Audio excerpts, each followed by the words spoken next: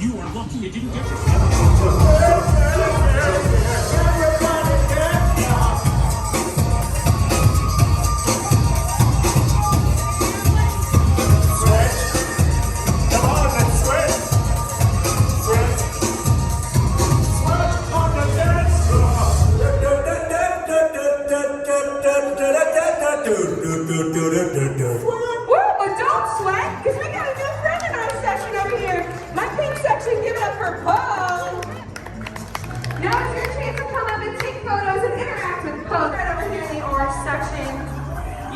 Long enough. We got Guy Diamond here, taking photos, hanging out with us today.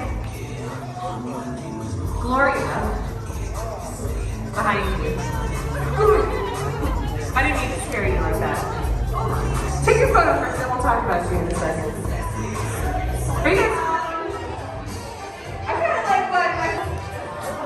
Let's see. All right, she's got it. Good job.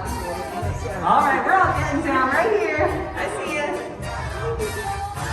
That's right. Make sure you take those photos with our friends that are right in front of you because they are going to be rotating in just a few moments.